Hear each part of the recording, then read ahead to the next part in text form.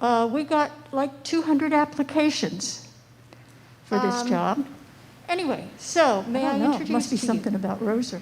Dare I call you doctor? No, Dirk Rodgers. Needless to say, it's been a journey, and it is a great pleasure and an honor to finally see the search committee in person. I wanted to introduce my bride, my beautiful wife, Liz, and let me just say,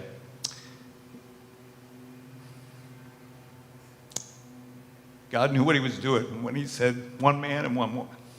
She has walked with me the whole time, and I got to tell you, the whole time, from the very beginning, when we started dating, we made this decision.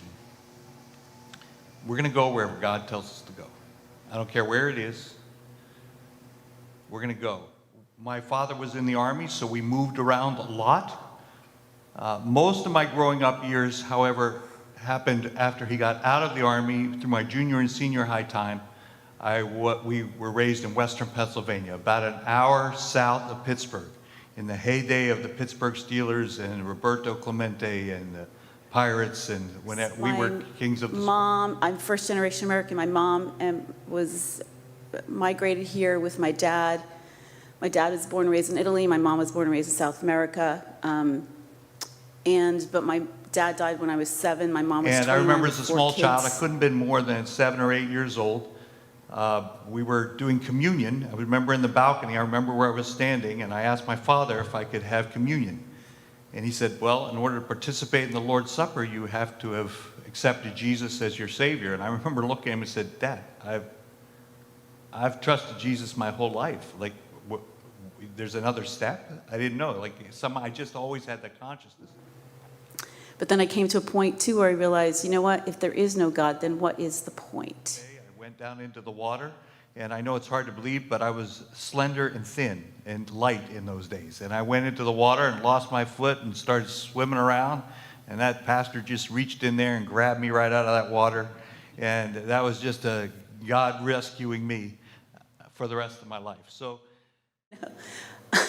But then my pastor preached one day about, he was using the book, Josh McDowell, Evidence That Demands a Verdict. And he was talking about the actual experience that Jesus went through when he was inflicted with pain and the loss of blood. And I remember it was an Easter Sunday, and I was in the congregation, and the tears just poured out of my eyes, completely silent, because that's when I really understood and knew what Jesus had done for me, and it changed my life.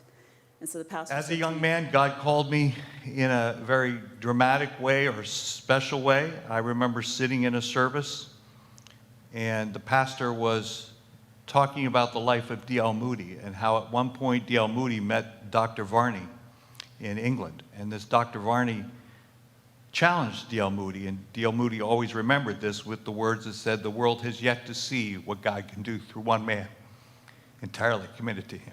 And I remember that moment. And that's when I said, God, let me be that man.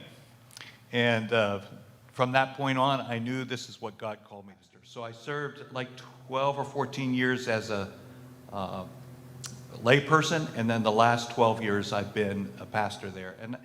And then out of the blue, I've got a random email from, at this point, I don't even remember who. I've looked for the original email, I can't find it. So somewhere I got an email about this church in Florida that was looking for a senior pastor.